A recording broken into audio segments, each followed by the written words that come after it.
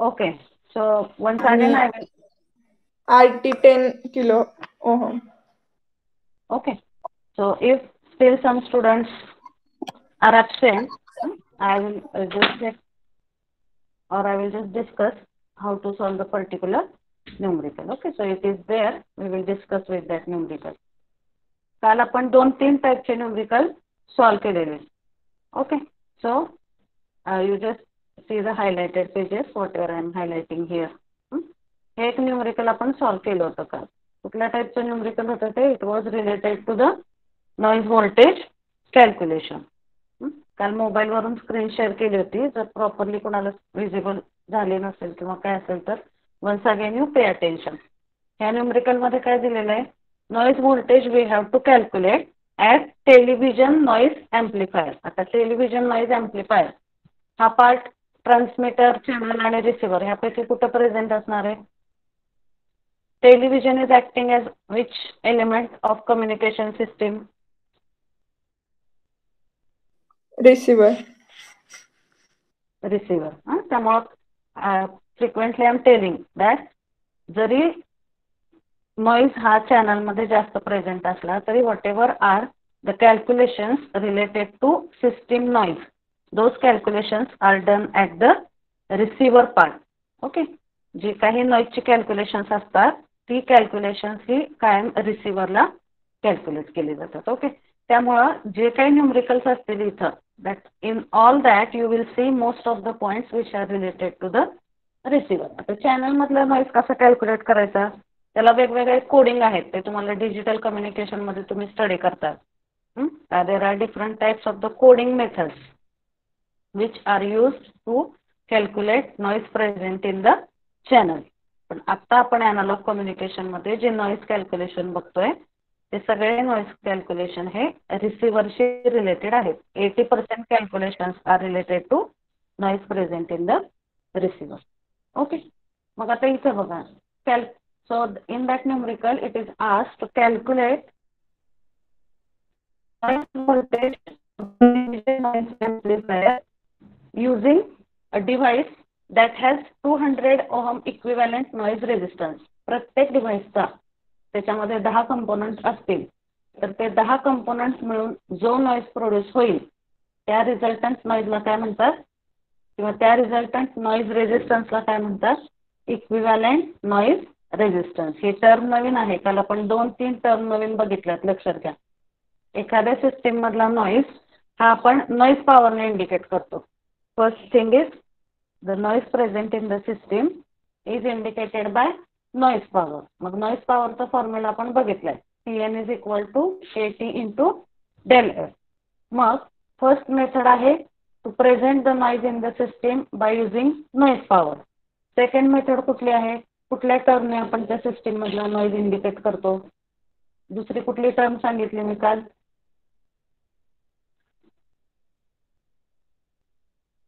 What is the second term? Noise voltage.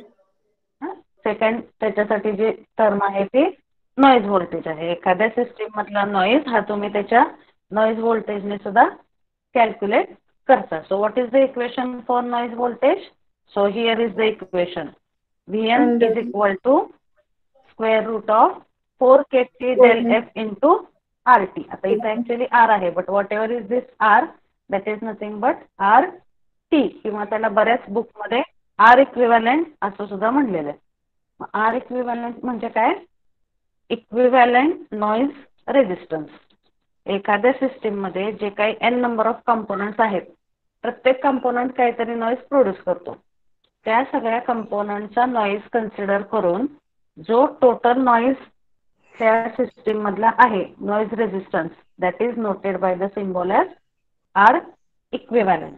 म्हणजे it is nothing but equivalent noise resistance. त्यामुळं हे जे Vn चे इक्वेशन आहे इथं बऱ्याच वेळा काही बुक मध्ये R इक्विव्हॅलेंट सुद्धा दिलेला आहे आणि काही बुक मध्ये RT असं दिलेलं आहे. So that both the terms are having the meaning overall noise resistance of the particular system.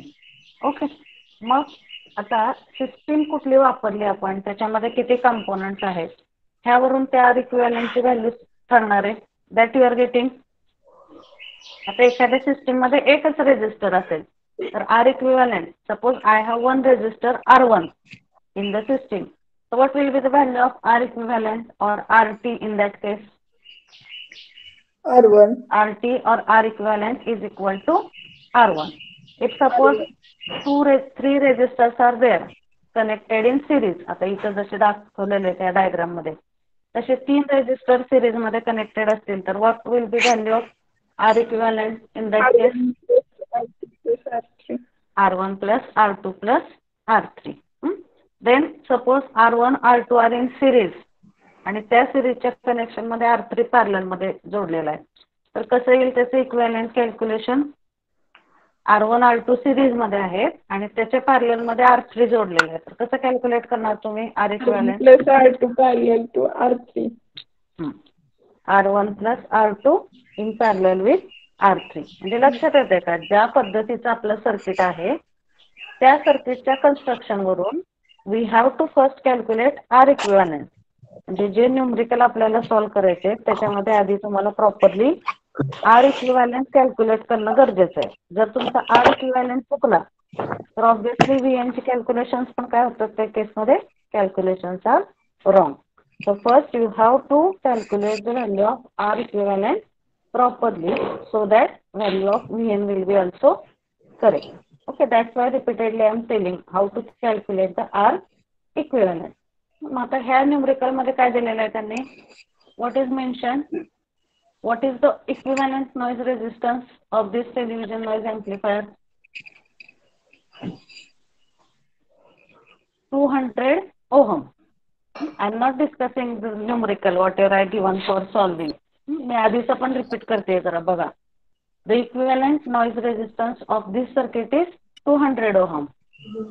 So equivalent noise resistance is given as 200 ohm and input resistance of that circuit is given as how much? What is the value? 300 ohm. So that's what it is shown in this diagram so that it will be more clear. Now any circuit at the receiver if you consider, for example, the one block is present in the receiver, antenna. आता आपल्या television मध्ये सुद्धा whatever signal is first received at our end, that signal is captured by which device? Signal first it is captured at which device? Antenna. आता television receiver हा एक part consider करा. Suppose you are considering television receiver as one block in which you have to calculate the noise. So which parameters will be responsible for noise in that case? First you have to consider the antenna. Antenna will have some input resistance. Then whatever are the different blocks at the receiver, amplifier is there. Then set-top box all of you have seen for television. Yes ma'am. मग त्याच्यामध्ये जे जे काही different blocks आहेत each block is going to produce some noise. So by considering all that noise, whatever value we are getting, that is called as equivalent noise resistance. So equivalent noise resistance for that circuit is 200 ohm and input resistance. प्रत्येक सर्किटला एक स्वतःचा input impedance असतो or that is input resistance which is resisting the signal. So what is the value of input resistance here? 300 ohm. Then the value of noise bandwidth is given as 6 megahertz. This is not 600 megahertz, 6 megahertz, and temperature is 17 degree Celsius. So we have to use the formula for Vn as, which formula we have to use? Vn is equal to square root of 4 kT del F into RT. So in this case Boltzmann's constant, remember that value properly. T means what it is? Temperature. What is the value of temperature given? 17 degree Celsius. That degree Celsius we have to convert it into Kelvin. So how much equivalent it is? 17 degree Celsius is 290 Kelvin. Then del F. What is the value of del F given here? Here the calculations I have written. 4 into 1.38 into 10 raised to minus 23. Temperature 290. Del F is 6 megahertz, means it will be 6 into 10 raised to 6. And RT is, RT ची value कशी calculate होईल ह्या केस मध्ये? These two R resistors equivalent. you have to consider in serial connection. हे लक्षात ठेवा. Whatever is input resistance of the television amplifier, that input resistance is considered in series connection with the R equivalent of that total circuit. This is not in parallel. These two resistors are connected in the series. So what is the value of R equivalent? 500 ohm. This you have to consider. आता इथे जर त्यांनी additionally अजून एखादा noise source दिला असता, suppose input noise of that antenna is 100 ohm. So again you have to take that value in series with this particular connection. So total equivalent resistance package मध्ये किती आला असता? It would have become 600 ohm. So first we have to calculate the value of R total temperature, total equivalent resistance or total resistance of the system, and that value you have to take in this equation. मग इथं काल काही जणांची वेगळी value आली होती. Have you checked? Yes, All of you are getting this answer? 6.92 microvolt. Yes, yes, ma'am. Noise voltage. Okay. So this one numerical we have considered. Then this numerical I had given you to solve. Okay, I will just highlight it. So this numerical I had given to solve. Amplifier is operating over a frequency range of 18 to 20 megahertz. Frequency range दिले त्यांनी directly bandwidth दिलेली नाही. It is operating over the frequency range of 18 to 20 megahertz. म्हणजे bandwidth किती येणार आहे ह्याची? Range आहे 18 ते 20. Bandwidth will be 20 minus 18, 2 megahertz. Then input resistance is 10 kilo ohm. System has input resistance of 10 kilo ohm. And what is noise voltage produced if the temperature is 27 degree Celsius? आता इथं किती रेजिस्टन्सचे value दिलेले आहेत? 10 kilo ohm. एकच दिले रेजिस्टन्सची value. Okay, so by default RT ची value 10 kilo ohm येईल. Then temperature is 27 degree Celsius. त्याचं कन्वर्जन केलं तर you are getting 300 Kelvin. Kelvin. And again noise bandwidth it is 2 megahertz. So you put all these values in this equation. Vn चा formula आहे square root of 4 kT del F into RT. And from that 4 into 1.38 into 10 raised to minus 23 into T ची value काय येईल इथं? 300. Del F 2 megahertz. So 2 megahertz means by default it is 2 into 10 raised to 6. आणि हा 10K म्हणजे काय येईल? 10 into 10 raised to 3. So Vn is equal to 18.19 microvolt. ही आली का व्हॅल्यू सगळ्यांची? किती जणांनी सॉल्व केलंय मला माहित नाही आता. Yes, ma'am. Yes, ma'am. Okay, all of you are getting this answer. So Yes. I will just now give one more numerical and I will ask randomly to anybody the answer. And those who are frequently given, you just don't share your answers. Okay, Ankita, Ganesh, then Shivani, Meenakshi. I will ask to other people except these people. So just put your answers with you. Okay, and after that we will discuss. Values लिहून घ्या because you are not solving the homework, so you are not responding. So here only I will ask anybody randomly. Okay. लिहून घ्या values. Operating frequency range is 20 to 25 megahertz. Write down the values. Operating frequency range is 20 to 25 megahertz. 20 to 25 megahertz. Then antenna resistance is 1 kilo ohm. Antenna resistance is 1 kilo ohm. And equivalent noise resistance is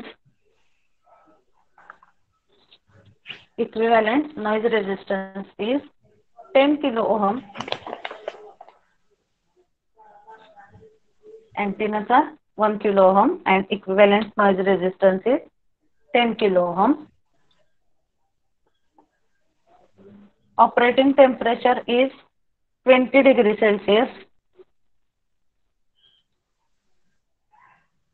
Operating temperature is 20 degrees Celsius. Calculate the value of Vn.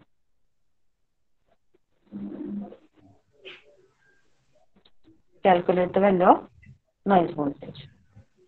Solve that. I will ask anyone randomly. Double हेच एकदा equation use करायचं. हा double एकदा प्रश्न हा सांग. Yes. Double सांगू का? Okay. Operating frequency range is 20 to 25 megahertz. 20 okay. Confusion होत असेल 2 मुळे तर सांगते 20 ते 25 मेगाहर्ट्ज. ऑपरेटिंग फ्रिक्वेन्सीची रेंज काय आहे? 20 ते 25 मेगाहर्ट्ज. अँटेनाचा रेजिस्टन्स 1 किलो ओहम. अँटेनाचा रेजिस्टन्स 1 किलो ओहम आणि equivalent noise resistance 10 kilo ohm.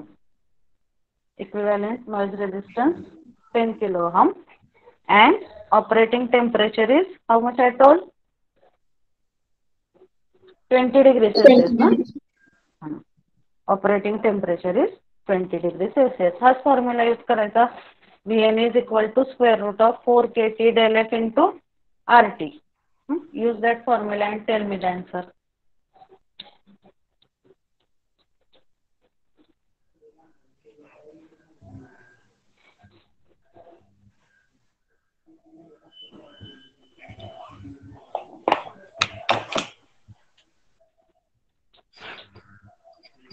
Anybody can tell the answer voluntarily.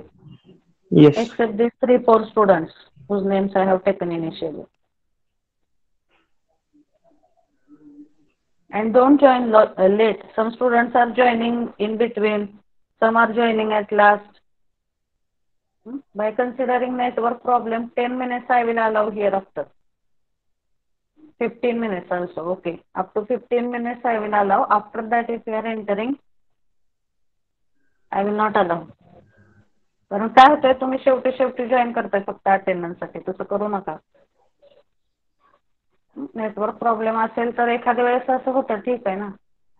Frequently काही जण शेवटी जॉईन करतायत. I have noted that. Don't do that. I will not give access.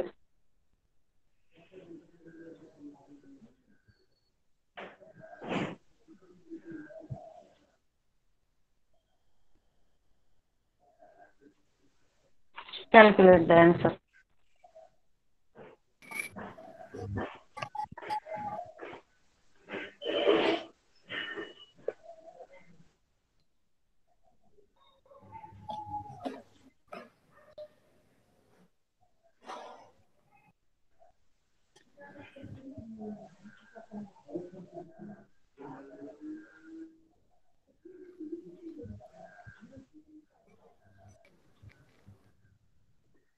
Any doubt?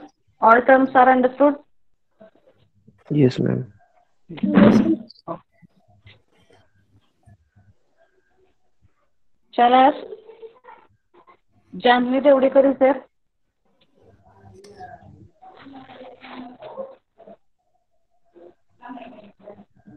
Yes, ma'am. I have not calculated yet. No. Okay. Calculate it. I am finding my calculator. तुम्हाला सांगितलं की नाही एसीच्या लेक्चरला कॅल्सी घेऊन बसा. At least for this chapter we have to solve the numericals.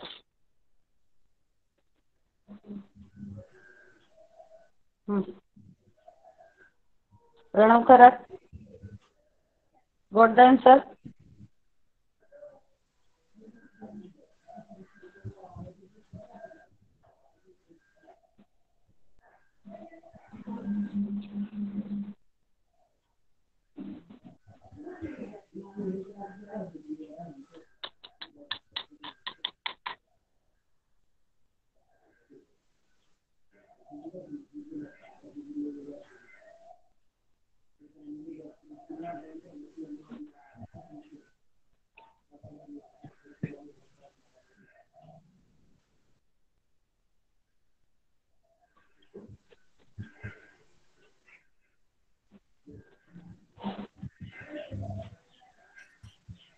Sudarshan Survase, calculated.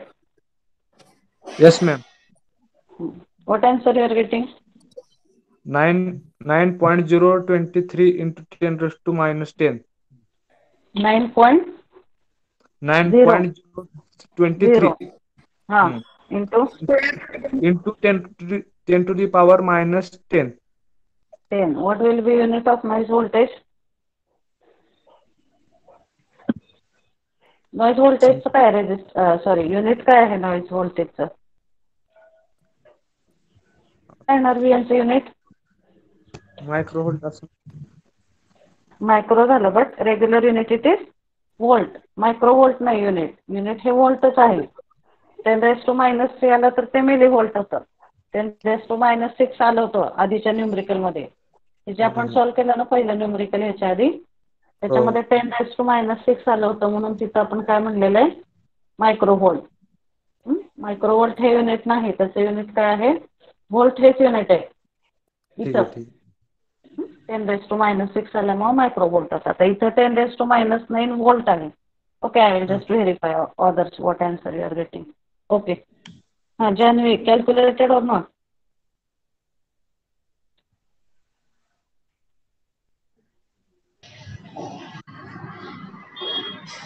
Okay. Shurvase, what value of R equivalent or RT ची value किती आली याच्यामध्ये? RT ची व्हॅल्यू 10. कशी घेतली तुम्ही? अँटेनाचा रेझिस्टन्स नाही का ऍड केला त्याच्यामध्ये? टोटल रेझिस्टन्स कॅल्क्युलेट कन्सिडर करायचं आहे ह्या इक्वेशन मध्ये. नाव R equivalent is 10 kilo ohm आणि अँटेनाचा रेझिस्टन्स दिलाय त्यांनी. ते दोन सिरियल मध्ये कन्सिडर करायचे. And by considering that two in serial connection, we have to calculate the value of RT. RT ची व्हॅल्यू किती येईल? 10 plus 1 that is 11 kilo ohm. 11 kilo ohm द्या RT ची व्हॅल्यू. तुम्ही 10K घेतली का?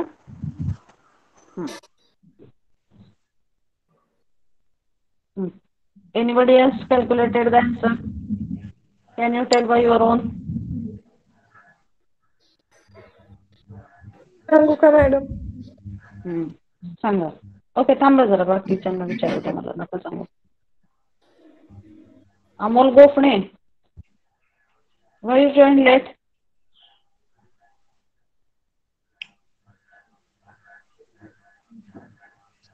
अमोल मॅम सिस्टरचं लेक्चर चालू होतं त्यामुळे जॉईन लेट झालं.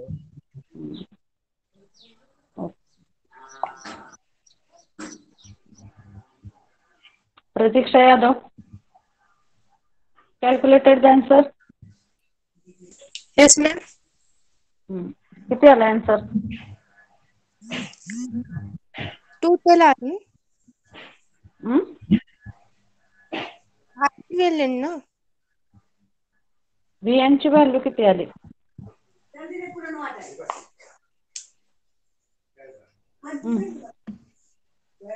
मॅम कॅल्क्युलेट करते. ठीक आहे. Okay Ankita, what answer you are getting? 2.98 into 10 raised to minus 5 volt. Yes, ma'am. 29.82 into 10 raised to minus 6 volt. Okay. Just 1 minute. 2.98 into 10 raised to minus Ankita. 5. How much is that? 5 Minus 5. volt. Yes. आणि तुम्ही जे सांगताय Ganesh that is nothing but same. 29.8 into 10 raised to minus 6 volt. Okay, तुम्ही एक digit पुढे घेतले. Okay. हा. So you are getting the answer. काय म्हणू शकतो आपण ह्याला 29.8 microvolt we can say. Yes. 10 29.8 raised to minus 6. 29.6 microvolt. Okay, Yes. that is the answer for noise voltage. Others, are you getting or not? Yes, ma'am.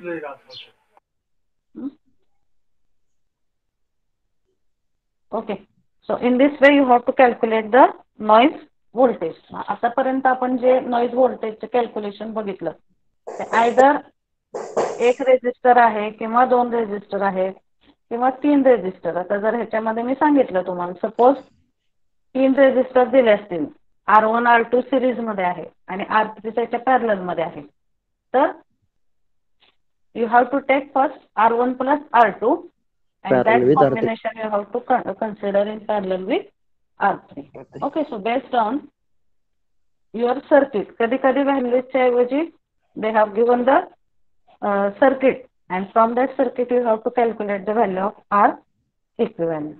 Okay, so I hope it is clear to all of you how to calculate the value of Vm related to noise resistances.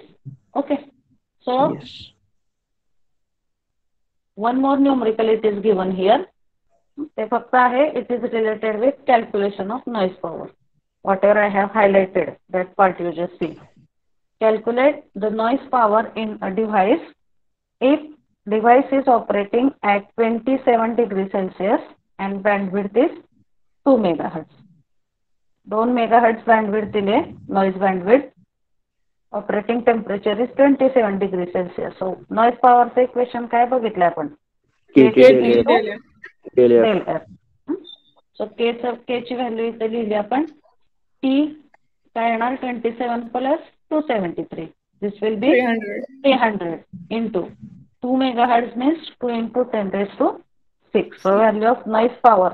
इथे power चे unit watt येईल आणि noise voltage चे unit volt येतं. Okay, that points you have to remember. मग आता ह्या टाईपचे कुठलेही न्यूमरिकल तुम्ही सॉल्व्ह करू शकता. Are you sure that you are able to solve the numericals? Yes, ma'am. Yes ma'am. Okay, मग काल एक डेरिवेशन होतं ते मी तुम्हाला सांगितलं होतं बघा म्हणून. नोट्स मी ऍड केल्या त्या चॅप्टरच्या तुमच्या ह्याच्यामध्ये शीटमध्ये नोट्स आहेत ना सेकंड चॅप्टरच्या ऍड केलेल्या. हा आहेत. Have you seen that derivation? Okay, so I will just explain that. जरी काय पॉईंट्स नाही समजले तरी don't think more about that because it will not be asked mostly. Just for your understanding I will explain it. कुठलं derivation? हे जे standard formula आहे. Standard formula for Vn is square root of 4 kT del F into RT. एखाद्या circuit मधलं noise voltage आपण कसं calculate करतो ते इक्वेशन आपण बघितलं होतं yesterday. Directly I had told you the equation. So today we will see the derivation for the calculation of Vm. So this point we have to consider today. Derivation for calculation of Vm. So I will read it step by step. Try to understand what points are there. थोडंसं critical आहे derivation. Pay attention. So what is given in this diagram? For deriving the noise voltage value, consider a resistor R connected in series with noise voltage source Vn and RL is load resistor. म्हणजे आता आपल्याला इथं Vn ची value calculate करायची. त्यासाठी एक noise source consider केलाय. ही value calculate करायची आपल्याला Vn ची. So consider a noise source which is having the voltage, or consider a voltage source which is having its voltage as Vn and Rs is connected in series with this noise source. एक noise source consider करा कुठलाही त्याचं voltage आहे Vn and ह्या Vn च्या connection मध्ये series connection मध्ये एक रेजिस्टर कनेक्ट केलेला आहे that is Rs आणि लोड रेजिस्टर कुठला आहे RL. लोड रेजिस्टर म्हणजे माहिती आहे सगळ्यांना. आता इकडे NTA मध्ये बघितलंय तुम्ही लोड रेजिस्टर. लोड रेजिस्टर बघितलंय ना? What is the meaning of load resistor?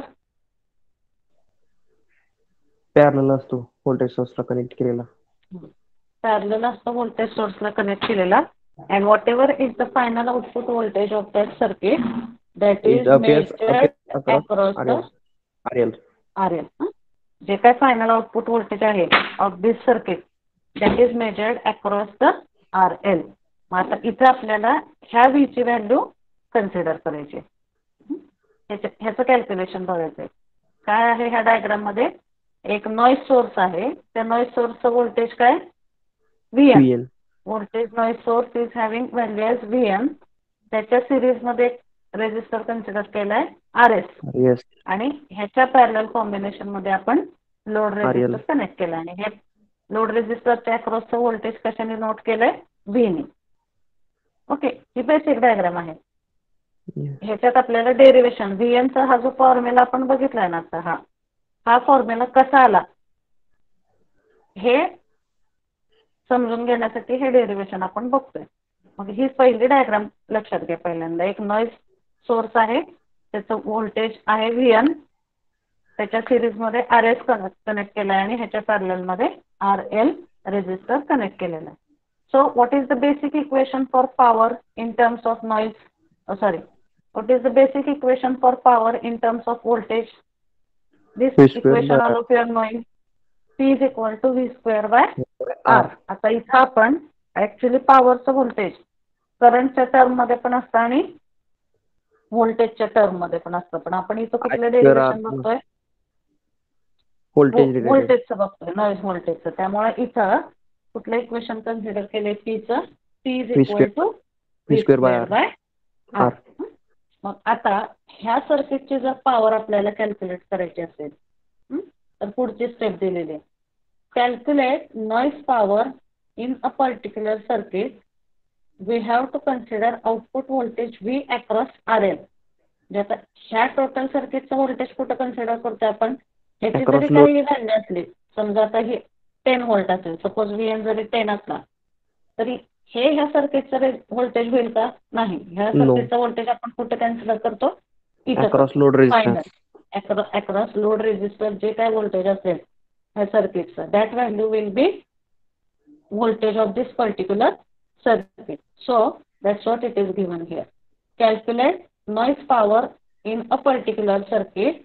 We have to consider output voltage V across RL.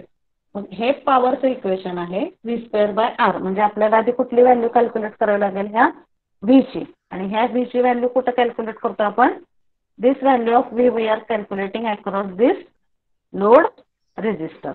Okay, that is the next step. So now we will see what is value of the output voltage V. कशी येईल आता output voltage V ची value, तुम्ही सांगा मला. ते NTA मध्ये care मध्ये तुम्ही काय काय स्टडी केले मला नक्की माहित नाही, but at least I am asking.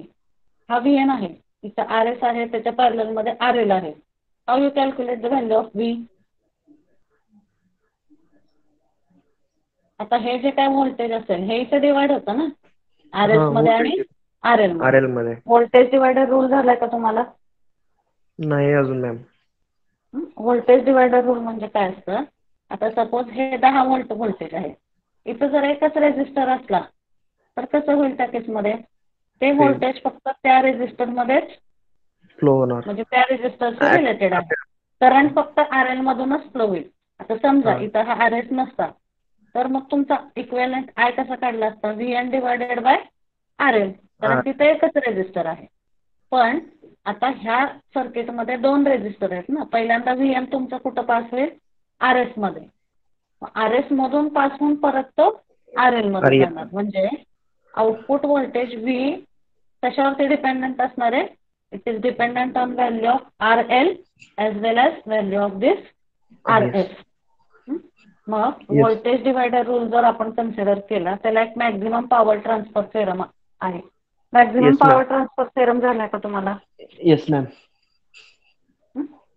आता इथं बघा, मी सिम्पली तुम्हाला सांगते इथं की जर हा आता रेझिस्टर ऍबसेंट आहे असं कन्सिडर करा. Suppose this resistor is absent, इथं फक्त VN आहे आणि इथं RL कनेक्ट केलेलं आहे. मग त्या केसमध्ये V ची व्हॅल्यू काय आली असते? What ma'am, please repeat one time. Suppose this RS is not given, तो जो RS आहे ना तो प्रेझेंट नाही, फक्त noise voltage source noise VN इथं प्रेझेंट आहे आत्ताच्या याच्या पोझिशनला आणि RL इथं आहे. तर मग इथं V ची व्हॅल्यू कशी कॅल्क्युलेट केली असते आपण? V is nothing but equal to VN. V is equal to V, okay, और whatever is this VN, हा किंवा VN आणि V ची व्हॅल्यू काय आली असते त्या केसमध्ये? सेम आली असते.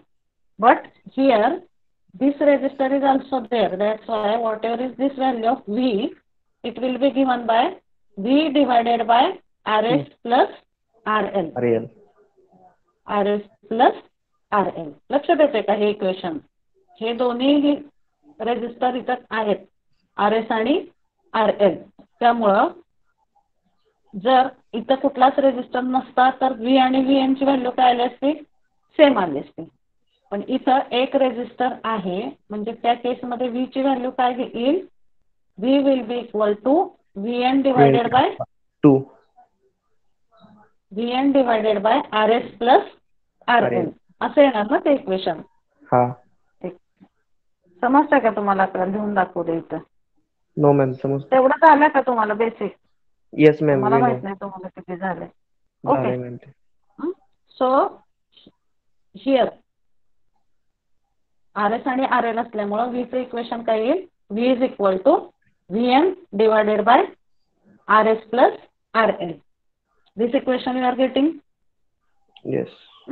आणि maximum power transfer theorem consider करून जर आपण आर एल आणि आर ची व्हॅल्यू इक्वल कन्सिडर केली, let us consider this R S and R L are having equal value. So in that case what you will get, V square by 4R. V is equal to Vn divided by 2RL. V is equal to Vn divided by 2RL किंवा 2RS. हे झाली basic thing. That I have not written here equation. But this part you are getting? Yes. मग आता इथं बघा, P is equal to V square by RL. Power is equal to V square divided by RL. मग जर आपण maximum power transfer theorem consider केला आणि जर RL आणि RS जर इक्वल घेतले, what we get, V is nothing but equal to Vn by 2 येणार ना त्या केसमध्ये. Yes, या दोन्ही व्हॅल्यूज सेम आहेत. Yes. मग maximum power transfer theorem consider केला तर V is equal to nothing but Vn by 2. मग बेसिक पॉवरचं इक्वेशन काय घेतलं आपण इथं, लक्षात घ्या स्टेप्स काय आहेत ते. इथं बघा पहिलं equation, P is equal to V square by R. This R is nothing but here we are considering it as a load resistor. So equation we get, ह्या सर्किटच्या पॉवर साठी काय इक्वेशन मिळेल आपल्याला, Pn is equal to V square by R or Pn is equal to V square by RL. इथं जे equation दिसतंय, this P is nothing but the noise power. Pn is equal to V square divided by RL. आणि जर आपण maximum power transfer थेरमची condition consider केली आणि जर आर एल आणि आर एस इक्वल असतील, what value of V you are getting, V is nothing but equally divide होणार ना ते व्होल्टेज. ते समजा 10 व्होल्ट असेल तर that will be equally divided across this two resistor. In that case V is given by V N by 2. हे समजलं तुम्हाला, V is equal to V N by 2 कसं आलं. Yes ma'am. yes, ma'am. जर हे दोन्ही रेजिस्टर आपण consider केले सेम तर V is equal to Vn by 2. Then put that value of V in this particular equation. इथं काय आहे Pn चं equation, Pn is equal to V square by Square. RL. मग maximum power transfer theorem consider करून V चं काय मिळालं आपल्याला equation, V is equal to Vn by 2. मग ही जी व्हॅल्यू मिळाली आहे, this value you have to substitute in this equation. Let us say this is equation number 1. मग फर्स्ट इक्वेशन मध्ये V ची ही व्हॅल्यू प्लेस करायची. मग काय मिळेल आपल्याला, खर करते काय होणार इथं, Pn मॅडमचा आवाज खर करते. Okay, Pn is equal to पप्पाला पण करू, Vn. बाबाला पण करत असली थोडी थोडी कर बरं, लेट करू नको. Ganesh, unmute yourself if you are discussing at home.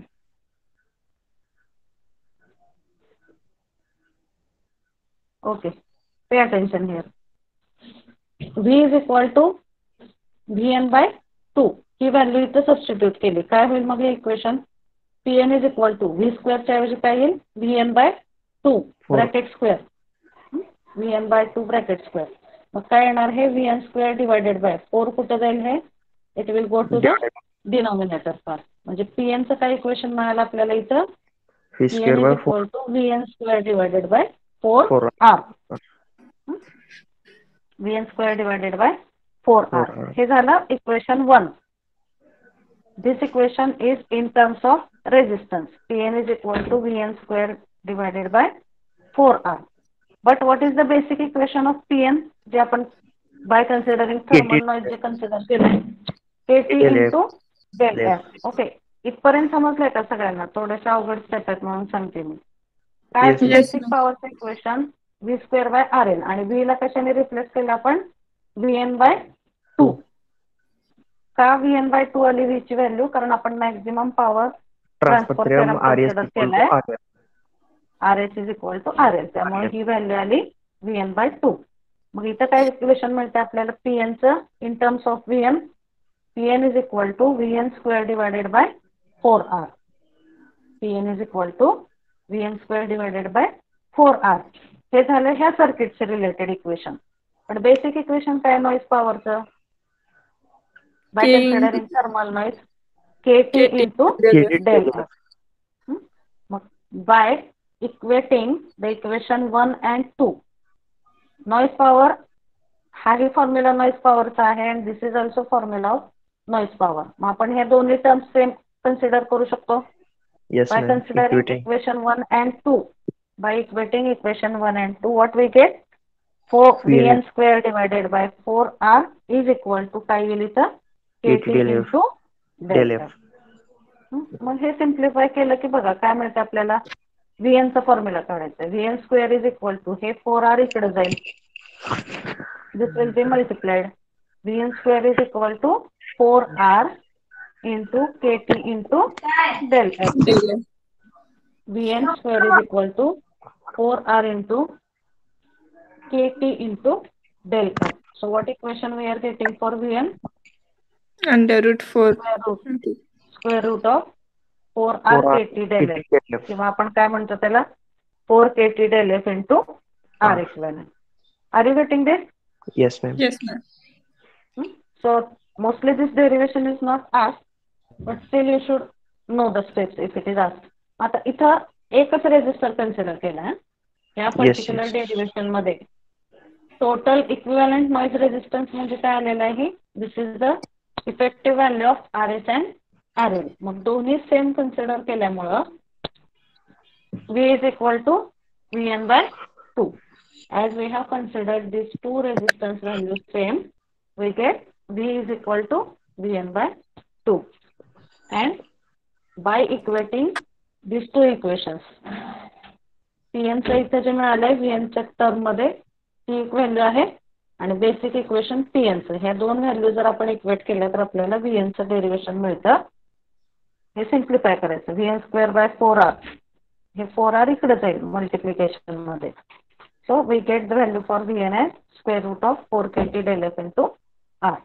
Okay, is it clear? Yes, ma'am. Now this is for resistor. म्हणजे आपण आता मी काय सांगितलं की आपण step by step we are considering how to calculate the noise in different circuits. आतापर्यंत आपण जे बघितलं ते कुठलं बघितलं? फक्त रेजिस्टरशी रिलेटेड बघितलं. त्या सर्किटमध्ये जर एक किंवा जास्त रेजिस्टर्स प्रेझेंट असतील तर how to calculate noise voltage that we have considered up till now. Okay, so this is basic circuits. Now after this we have to आणि त्याच्यावरचे न्यूमरिकल आपण बघितले. All of you are clear with these points, basic points, resistor? Yes, ma'am. Yes, ma'am. आता पुढची step आपल्याला बघायची आहे. So here if you see, in this we have to see the derivation or noise calculation for cascading amplifiers. आता फक्त resistor बघितले आपण, पण इथं काय बघायचं आपल्याला? जर Amplifier. त्या पर्टिक्युलर सर्किट मध्ये एम्प्लिफायर प्रेझेंट असतील आणि जर त्या एम्प्लिफायर कॅस्केडिंग मध्ये प्रेझेंट असतील. Cascading means what? Cascading structure means Number of amplifier connected. Connected in series. Series. एका पुढं एक असं कनेक्ट करणे ह्याला म्हणतात कॅस्केडिंग एम्प्लिफायर. Yes. मग जर एम्प्लिफायर एका पुढे एक कनेक्ट केलेले असतील, तर हे डायग्राम बघितले तर किती एम्प्लिफायर आहे तिथं? 2 एम्प्लिफायर आहेत. So if amplifiers are connected one after another in serial connection, for that condition how to calculate the noise, that point we are going to do in the next point. Okay, so consider this circuit diagram now. आता basic equation तेच असणार आहे. VN is equal to square root of 4 KT del F into RT. पण आता ह्या RT ची value कशी calculate करायची, हा फॉर्म्युला ह्या ॲम्प्लिफायरसाठी काय असणार आहे, that formula will be different. तो फॉर्म्युला लक्षात ठेवायचा. आधी फॉर्म्युला बघू आपण काय, then we will go to the structure so that you will understand it properly. आता जसं मी सांगितलं तुम्हाला रेजिस्टरमध्ये सिम्पल आहे, 2 रेजिस्टर सिरियलमध्ये असतील तर R equivalent is equal to R1 plus R2. पॅरललमध्ये असतील तर R1 R2 divided by R1 plus R2. रेजिस्टरची कॅल्क्युलेशन तुम्ही करू शकता. पण जर कॅस्केडिंग ॲम्प्लिफायर असतील तर प्रत्येक ॲम्प्लिफायरचा गेन असणार आहे. सपोज आता इथे ॲम्प्लिफायर 1 आहे, it will have the gain as A1. ॲम्प्लिफायरचा गेन हा A ह्या लेटरने इंडिकेट केला जातो. काही ठिकाणी तो G ने पण इंडिकेट केला जातो, पण इथं जे सर्किट आहे, what notation for gain you are using in it? AV. AV. Okay. So here we are considering the amplifier gain by A1 and A2. आता it is very simple. आता कन्सिडर करा, suppose हे input voltage आहे, हे ॲम्प्लिफायरला V1 आहे. Diagram मध्ये लिहिलेलं नाहीये, जस्ट एक्सप्लेन करते मी काय सांगते ऐका. ह्या ॲम्प्लिफायरच्या इनपुटला जर V1 व्होल्टेज असेल आणि ह्याचा गेन असेल A1, तर इथलं आउटपुट व्होल्टेज काय मिळेल मला, V2.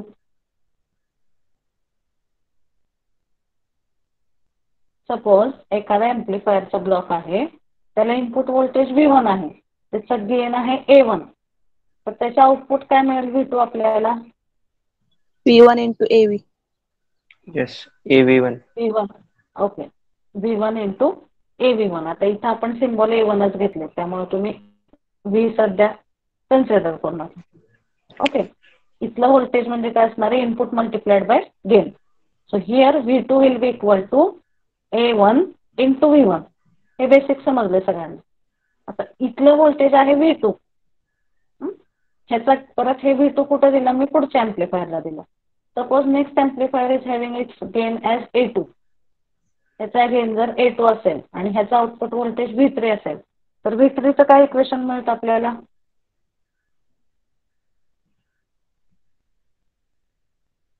What will be value of V3 in that case.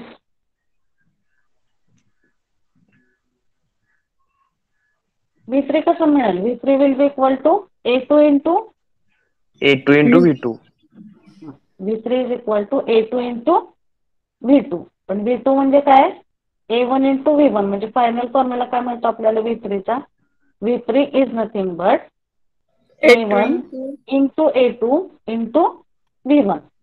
In terms of Vn जर पाहिजे असेल तर आपल्याला काय मिळतो, V3चा formula A1 into A2 into V1. म्हणजे जे काही फायनल व्होल्टेज असेल त्या फायनल व्होल्टेजच्या कॅल्क्युलेशनसाठी आपल्याला सगळ्या ॲम्प्लिफायरचे गेन कन्सिडर करावे लागतात. Are you getting this what I want to say. जे काय फायनल व्होल्टेज आहे त्या व्होल्टेजच्या कॅल्क्युलेशनसाठी all this gains of this amplifiers will come in picture. एकाचं कन्सिडर केलं आणि दुसऱ्याचं कन्सिडर करायचं नाही, असं होतं का, No, ma'am. नाही. जे काही ॲम्प्लिफायर असतील त्या सर्किटमध्ये त्या प्रत्येक ॲम्प्लिफायरच्या गेनच्या व्हॅल्यूवरती आपलं फायनल व्होल्टेज डिपेंडंट असतं.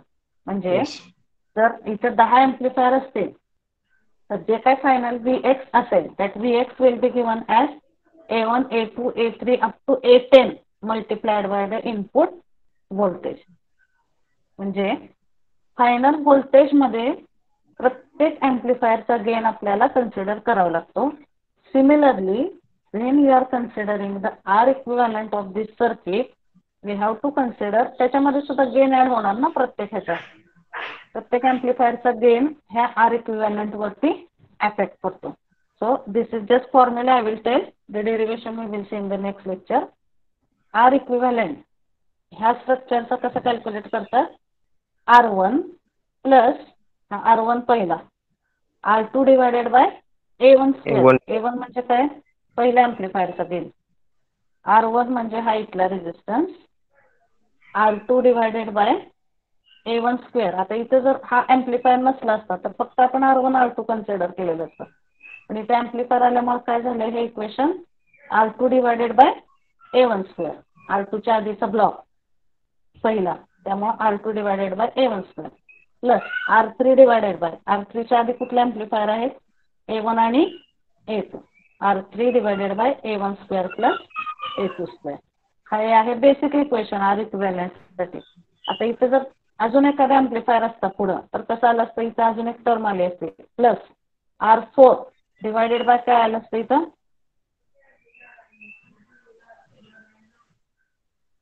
R4 divided by A1 square into A2 square into A3 square. हे आहे बेसिक इक्वेशन. म्हणजे जे काही आधीचे सगळे गेन आहेत ॲम्प्लिफायरचे ते सगळे गेन आपल्याला आर इक्विव्हॅलंटच्या कॅल्क्युलेशन मध्ये कन्सिडर करायला लागतात. Okay, so this is the next part that we will see in the next lecture. Okay, so all of you are clear with the points whatever we have considered up till now? Yes ma'am. Clear with these points? Yes, ma'am. Okay. So still if any doubt, you can study that points. If any doubt, you can ask. Okay. If any points need to be repeated, that can be done. So just type your numbers in the chat box and then you can leave the lecture. And don't join late. Huh? I will not allow 15 minutes late after that from next lecture. If at all any problem is there, that can be understood, but that should not be habitual.